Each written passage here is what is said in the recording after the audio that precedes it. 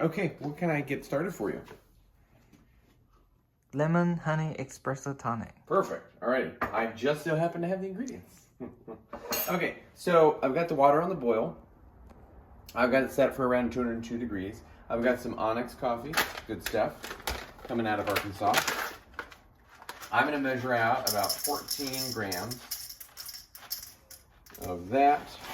14.1 is good enough. Okay, I'm going to grind it on a pretty fine setting. So on the fellow ode here, I've got it set on 3. But if you've got another kind of grinder, just want it pretty fine. Not espresso ground, but on the pretty fine side. All right, it'll be a little loud.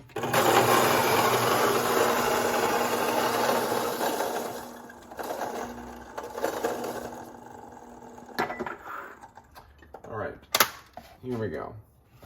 So we're using the AeroPress today. If you don't know about that, I'm sure you can Google that. I like it for its versatility and being able to make a lot of different kind of coffee. So for this one, we're doing a little bit more of an espresso style where we're going to use a stronger amount of coffee with less water. So I put the coffee in there. I've got the water boiling about 204 degrees. I'm going to pop this bad boy on here, zero the scale, and I'm going to put just enough water to bloom. All right, anytime you're doing anything, you should time it. We're going to end up brewing a total time of 2 minutes. Okay, I've got about 30 or 40 of water in there. We will stir that. This is just blooming the coffee. Now this AeroPress does have a little addition on the bottom, which has a little valve, so the coffee doesn't run through the AeroPress too fast. The one that comes with the AeroPress will actually start to drip through, so that's more research you can do on your own time. I do about 100 grams of water to start off with. Now, if I were making a hot Americano style, I do this about 5 times. We just want to stir the coffee grounds a little bit. And at this point, we're kind of done weighing it, so I'm just going to take it off the scale. As you can note, though, I still have the timer going. So we've done that. So we'll brew this for about 2 minutes. So this is a little plunger. It's going to plunge down and get the strong coffee to the bottom of this glass.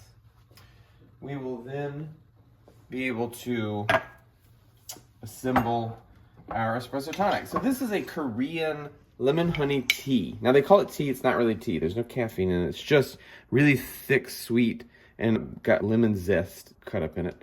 We're gonna put a big couple of dollops, 1 or 2. 2 dollops of that in the bottom of the cup, and you can kind of swirl that around a little bit. Get a little ice in there. Okay, cool everything down.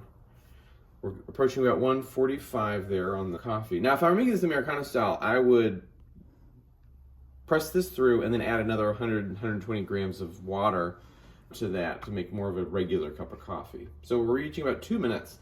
We'll put the plunger on and we'll press. Not too hard, just enough to get it going. You can see the coffee coming through there. And just about done.